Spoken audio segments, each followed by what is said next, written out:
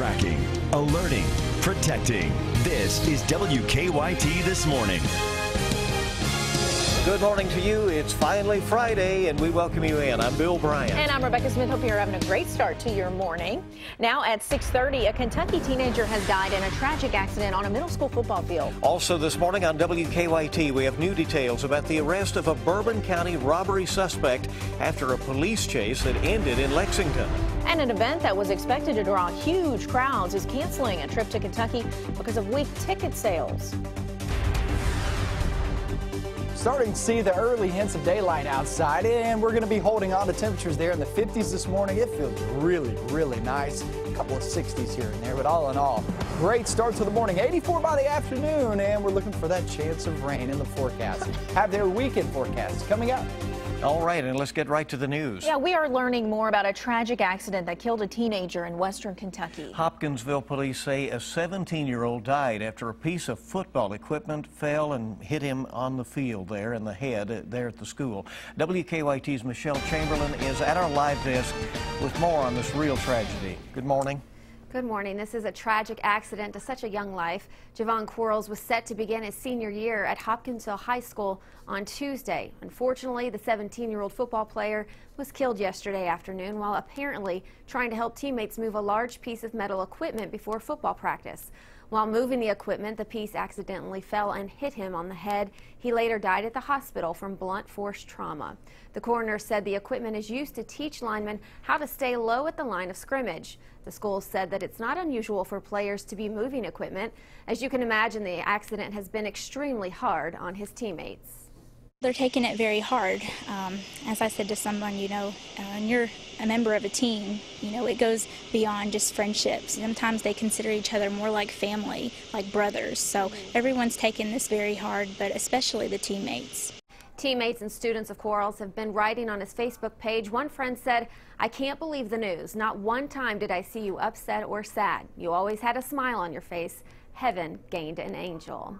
Such a sad story. Now, police said that Quarles was not wearing a helmet at the time. The Hopkinsville police have reportedly launched an investigation.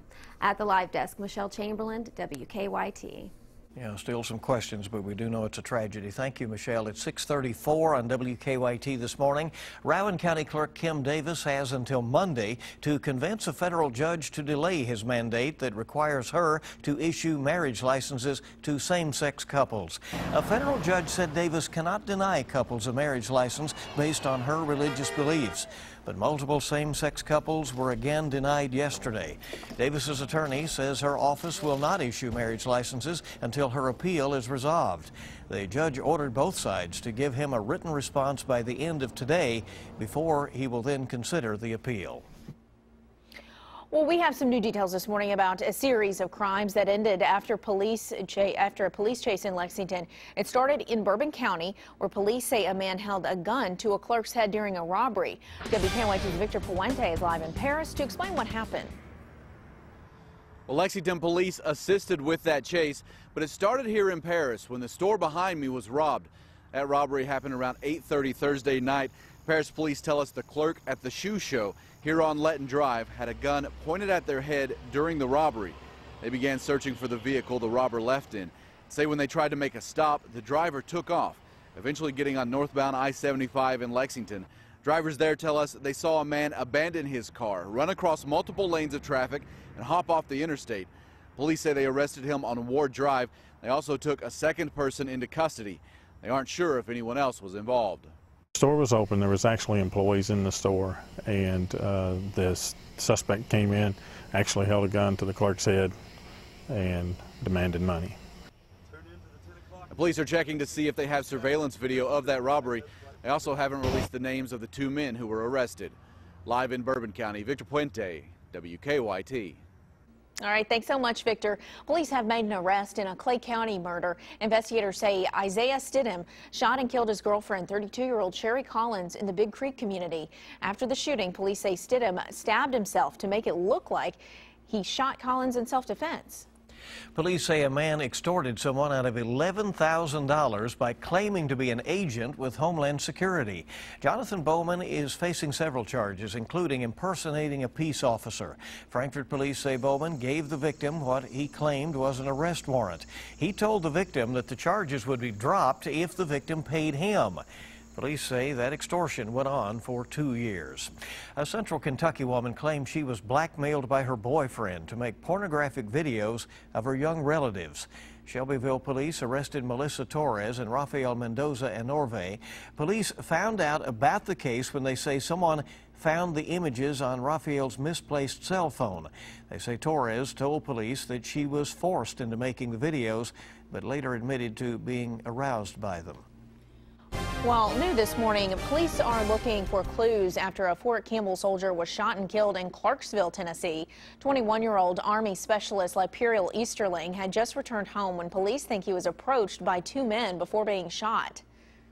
Our detectives have a strong feeling that someone out there knows what happened. And we're just urging those individuals or that individual to come forward.